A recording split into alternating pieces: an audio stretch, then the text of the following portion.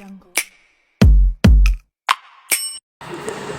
teman-teman, perkenalkan nama saya Nikita Lestari sebagai host dengan dua narasumber saya, yaitu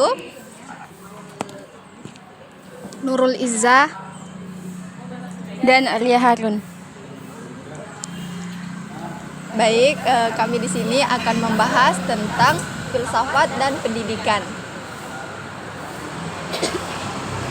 Nah, seperti yang kita ketahui bahwa di generasi sekarang itu kurangnya keterlibatan antara filsafat dengan pendidikan, sehingga minimnya pengetahuan terkait filsafat dan pendidikan itu. Nah, di sini kita akan membahas terkait pembelajaran filsafat dan pendidikan dengan dua narasumber saya. Di era sekarang, terutama di tengah perkembangan teknologi dan arus pendidikan, keberadaan filsafat dalam dunia pendidikan tidak terlalu terlihat secara langsung, namun memiliki peran yang sangat penting. Secara praktisnya, generasi saat ini lebih banyak terpapar pada pendidikan yang bersifat teknis, pragmatis, dan berbasis hasil. Misalnya fokus pada nilai, keterampilan digital, dan sertifikasi. Akibatnya, nilai-nilai filsafat seperti berpikir kritis, reflektif, etis, dan humanis mulai terpinggirkan dalam praktik sehari-hari. Meski begitu, filsafat sebenarnya masih melekat dalam pendidikan, terutama hal penentuan tujuan pendidikan, perumusan, kurikulum, serta pengembangan karakter.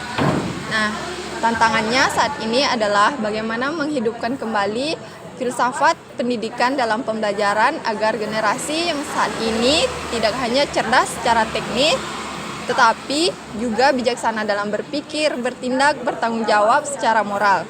Oleh karena itu, meskipun tidak selalu tampak di permukaan, filsafat tetap relevan dan perlu dikuatkan kembali agar pendidikan tidak kehilangan arah dan nilai kemanusiaan. Nah, di sini saya akan mempertanyakan kepada kalian, apa sih hubungan antara filsafat dan pendidikan di saat ini?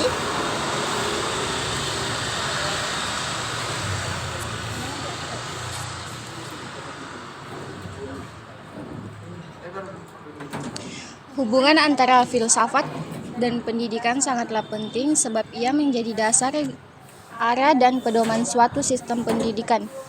Menurut Jalaluddin dan Eidi 2007-32, filsafat pendidikan merupakan aktivitas pemikiran teratur yang menjadikan filsafat sebagai medianya untuk menyusun proses pendidikan, menyelaraskan dan mengharmoniskan, serta menerangkan nilai-nilai dan tujuan yang ingin dicapai.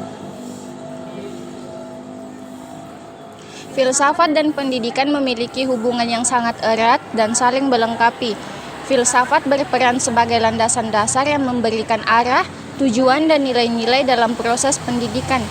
Melalui filsafat, kita dapat memahami pandangan tentang hakikat manusia, pengetahuan, dan kehidupan yang kemudian dijadikan dasar dalam merancang sistem pendidikan, metode pembelajaran, serta peran guru dan siswa.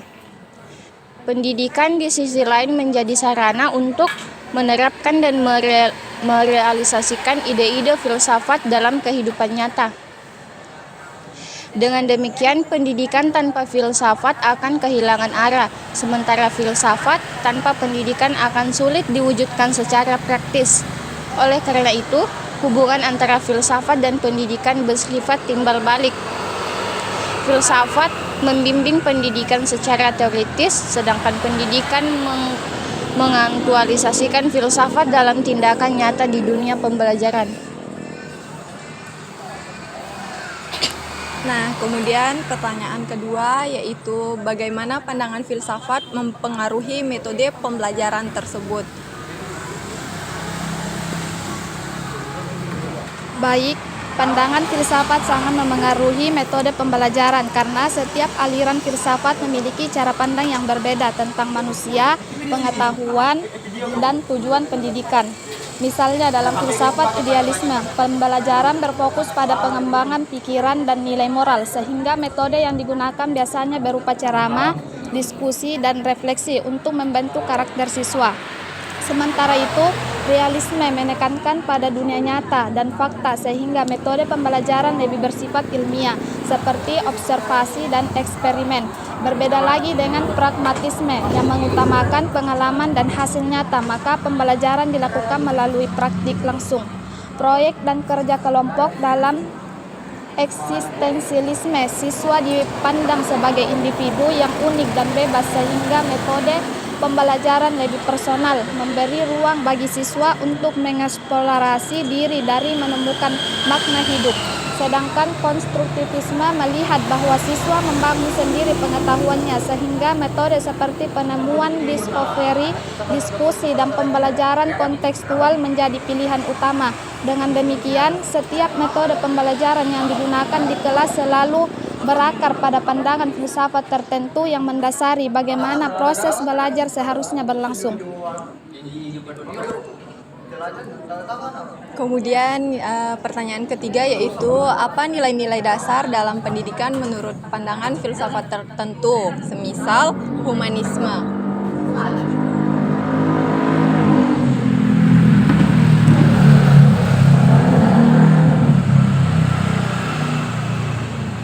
Menurut pandangan filsafat humanisme, pendidikan harus berpusat pada manusia sebagai individu yang memiliki nilai, martabat, dan potensi yang unik. Nilai-nilai dasar dalam pendidikan humanistik meliputi penghargaan terhadap martabat manusia, pengembangan potensi diri secara utuh, serta kebebasan dan tanggung jawab pribadi. Humanisme percaya bahwa setiap peserta didik memiliki kemampuan untuk berkembang, sehingga pendidikan seharusnya membantu siswa mengenali dan mengembangkan bakat, minat, dan kepribadian mereka sendiri. Selain itu, pendidikan juga harus membangun empati, kerjasama, dan hubungan sosial yang sehat antar manusia. Guru dalam pandangan ini bukan sebagai otoritas tunggal, melainkan sebagai pendamping yang membimbing siswa dalam proses belajar yang aktif dan bermakna.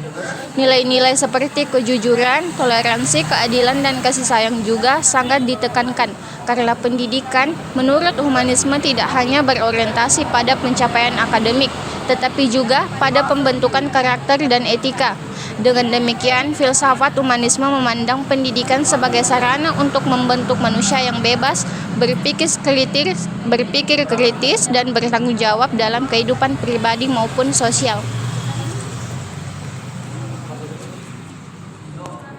Nah, mungkin itu saja penjelasan dari kami mengenai filsafat dan pendidikan.